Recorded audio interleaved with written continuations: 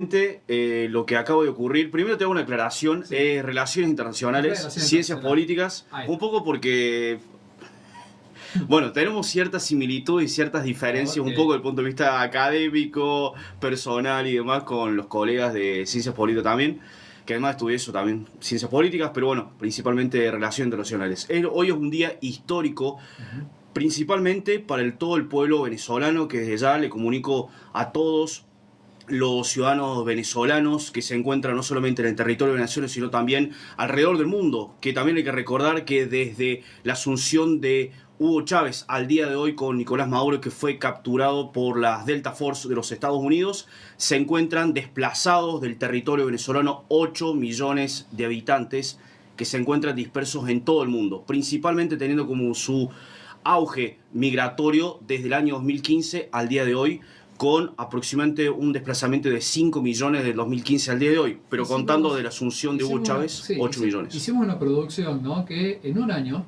Colombia tuvo que recibir 4 millones de venezolanos, Sí, lo cual fue un impacto económico, ecológico, sanitario impresionante para un país que de repente, en un año, que es como decirte de un día para el otro, ¿no? En los tiempos de un Estado, pasaron a tener 4 millones de pobres. sí. ¿Cierto? O sea, pero digamos, es casi como que la gente dice, bueno, qué ciudad se desplazaron 4 millones de personas solamente a Colombia hasta que pudieron organizar y decir, bueno, sigan circulando, vayan para Panamá, vayan para Ecuador, lleguen hasta Chile o hasta donde puedan, ¿no es cierto? Una barbaridad de gente que tuvo que exiliarse. ¿Por qué motivo? ¿Qué pasó en Venezuela todos estos años?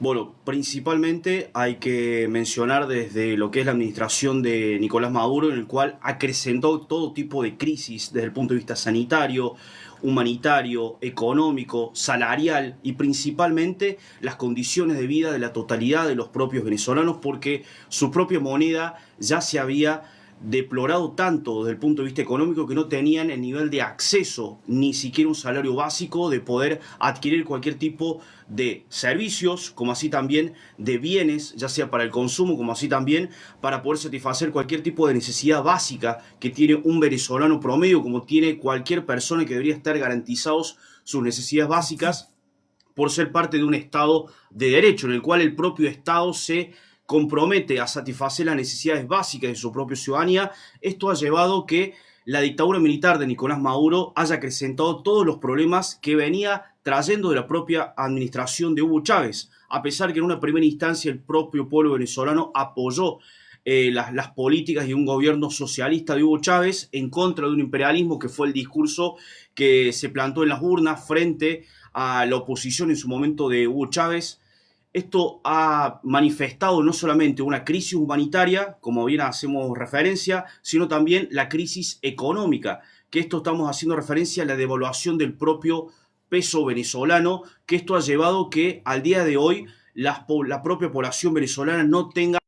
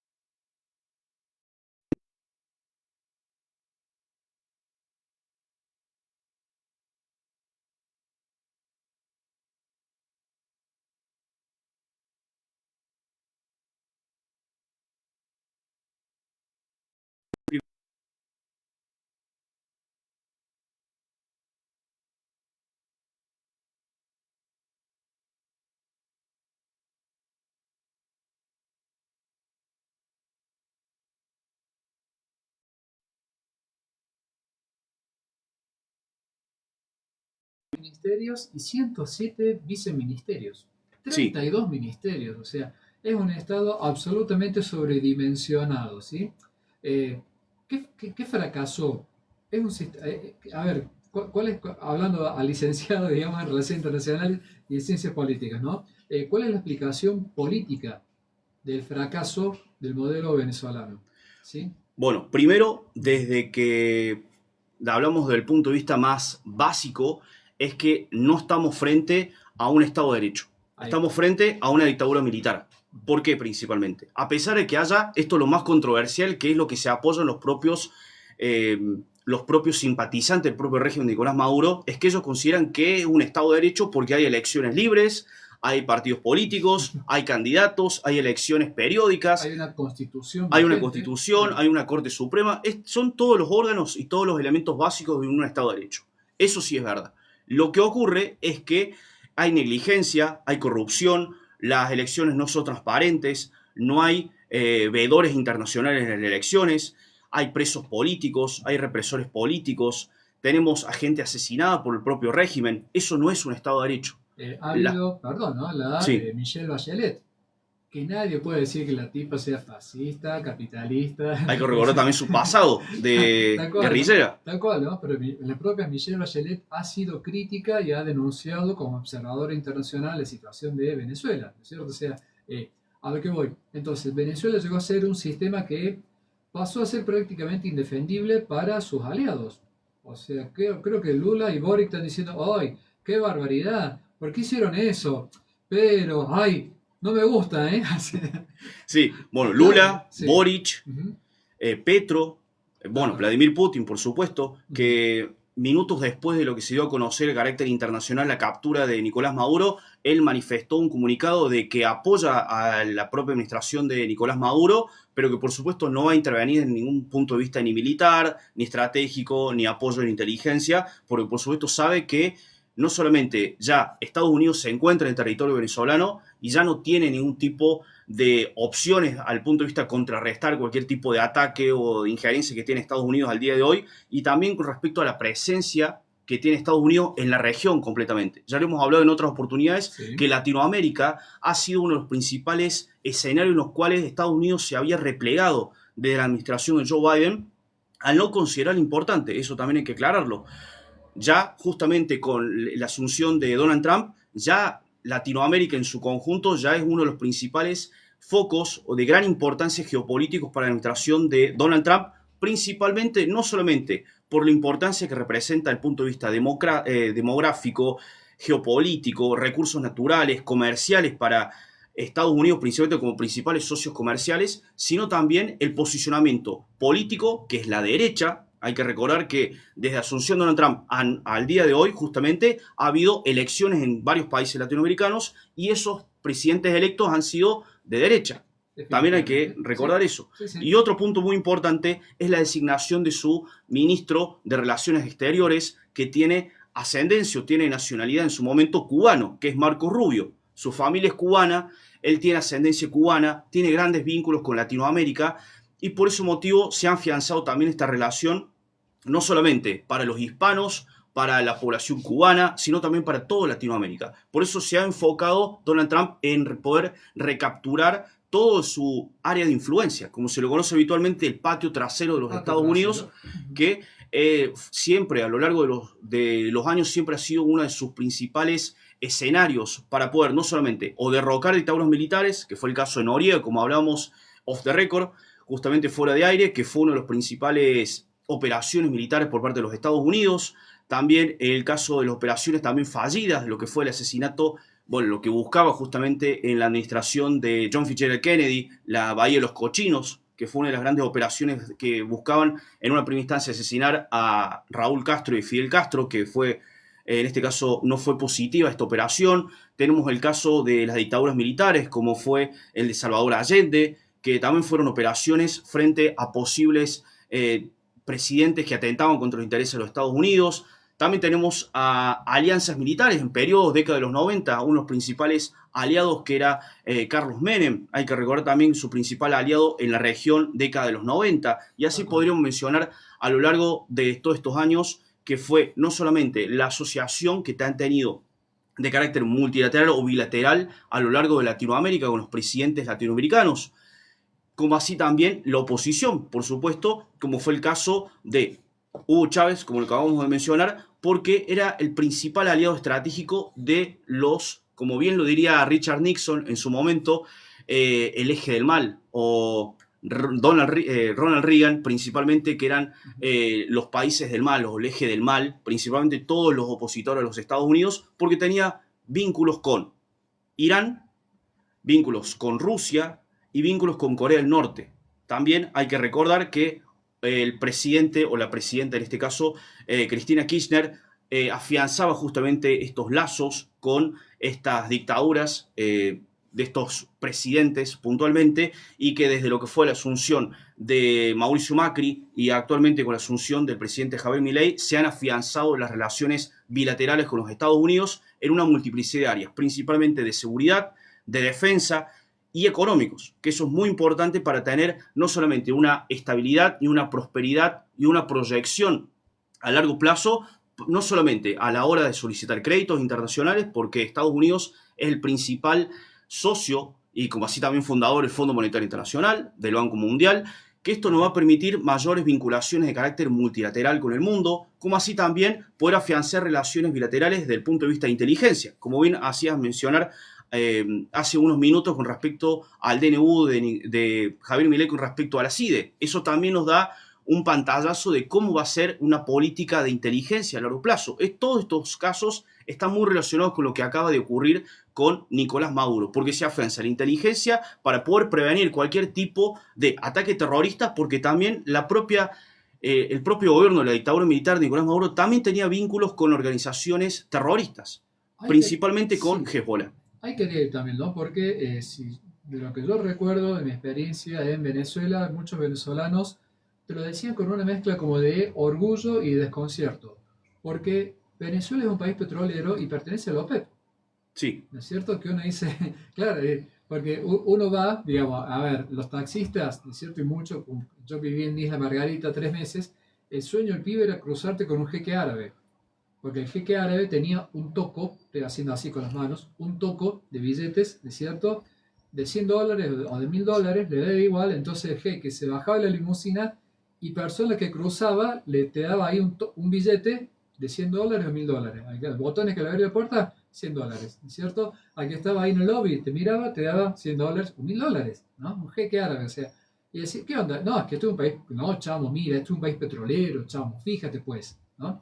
El jeque árabe en Arabia Saudita, por supuesto que no tomaba alcohol, pero venía a Venezuela, champán, whisky, ron, festichola, chicas, ¿no es cierto?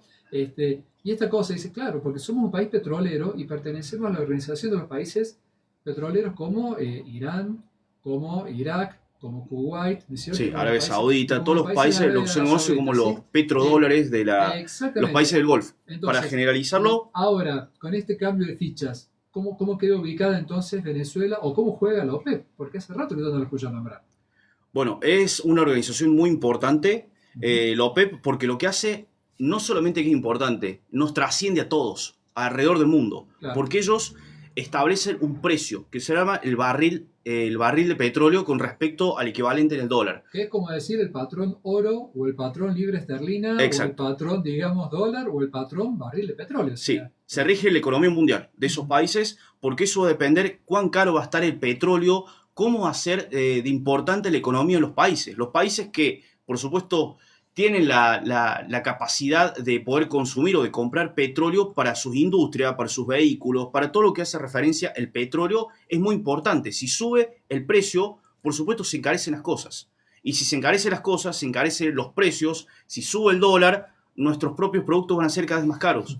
Todo gira en torno al dólar principalmente, hasta que no se centre el mundo en políticas políticas renovables, o se conoce como green energy, políticas verdes o limpias, justamente de impacto reducido, siempre va a ser importante los países de la OPEP, el petróleo, porque si no nos enfocamos desde el punto de vista energético, por supuesto, siempre el petróleo va a dominar el punto de vista económico. Por eso, principalmente hacen lobby los países de la OPEP justamente para que no tenga gran impacto a nivel internacional. Por eso siempre lo que se hace muchas veces en las crisis es poder reducir el precio del petróleo para que justamente los países del mundo no se inclinen más a energías renovables, porque no les conviene, por supuesto, y pierden miles de millones de dólares en el mundo. Arabia Saudita, Omán, Qatar, Bahrein, Irak, Siria, bueno, Venezuela y demás, todos los países que son productores y exportadores de petróleo, porque no solamente le desfavorecen su propio mercado, sus propios ingresos. Por ejemplo, Venezuela, como hace referencia, además de ser, lamentablemente hay una paradoja en Venezuela desde lo que fue la asunción de Hugo Chávez. ¿Qué ocurre con eso? Venezuela es un país exportador de petróleo. Debería ser uno de los países más ricos de Latinoamérica. ¿Qué pasa con eso? No lo es. ¿Por qué? Porque primero se enfocó a lo largo, desde la asunción de Hugo Chávez al día de hoy, se enfocó solamente en la exportación de petróleo. Segundo, hay que analizar dónde fueron esos fondos. Segundo. Y tercero, Venezuela solo se ha enfocado en la exportación y no en la industrialización de sus propios productos. Siempre fue solamente exportar petróleo, pero no se ha enfocado en la agroindustria, en la industria petroquímica, en todo lo que hace referencia a los propios productos que puede tener Venezuela. Porque hay que recordar, previo a lo que es Hugo Chávez, se consideraron los países más lindos, más ricos, más modernos de Latinoamérica. Tal cual, sí. Sí. Una última pregunta, porque estamos ya más o menos excedidos en el tiempo, ¿no es cierto? Ok, si esto fuese un partido de ajedrez entre Donald Trump, entre Estados Unidos y Venezuela, entonces, digamos, Estados Unidos desplegó sus fichas, le tiró 6 peones, 6 lanchitas, digamos, narcotraficantes, así, le hundió 6 peones a Venezuela, usando, qué sé yo, el caballo, así, saltando por el aire, ¿no es cierto? ¿No es cierto? Y se morfó esas piezas, y de repente le hizo un jaque mate al rey. Una jugada de ajedrez, digamos, limpia, impecable, sí. Saltó, pum. Impredecible. Impredecible, ¿no es cierto? Ahí está ahora la reina.